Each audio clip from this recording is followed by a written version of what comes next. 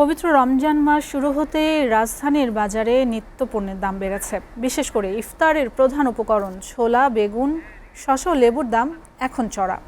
দামের ঊর্ধ্বগতির কারণে অস্বস্তিতে সাধারণ মানুষজন। হাসিবুল ইসলাম শান্তর প্রতিবেদনে দেখুন বিস্তারিত।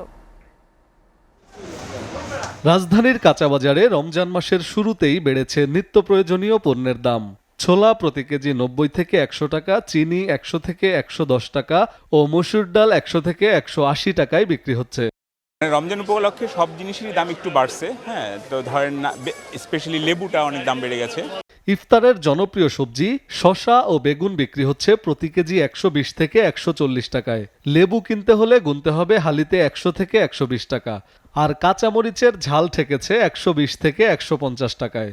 রমজানের আগের দিন থেকেই প্রত্যেকটা মালের দামে বেশি। ওইটা একটু বাড়তি আছে, ওটা তো আমদানি রপ্তানির ভিতরে। মাছের বাজার কিছুটা স্থিতিশীল রয়েছে। রুই, কাতলা, মৃগেল বিক্রি হচ্ছে 320 থেকে 360 টাকা। চিংড়ি বিক্রি হচ্ছে 700 থেকে 900 টাকায়। এদিকে রমজান মাস শুরু হওয়ার সাথেই বেড়েছে সাধারণের পছন্দের মুরগির মাংসের দাম। ব্রয়লার মুরগি বিক্রি হচ্ছে 190 থেকে 200 টাকায়, সোনালী 350 থেকে 400 টাকায়, ডিমের ডজন 110 টাকায় বিক্রি হচ্ছে। ব্যবসায়ীরা বলছেন পাইকারি দামের ঊর্ধ্বগতির কারণে খুচরা বাজারে প্রভাব পড়েছে। রমজানের একদিন আগেই সবকিছু হুট করে বেড়ে গেছে। রমজানের থেকে মনে করেন 10 টাকা বাড়তে বা 5 টাকাই। আগে 70 টাকা 80 টাকা বিক্রি করছি, আর 10 টাকা বাড়াই বেচতেছি।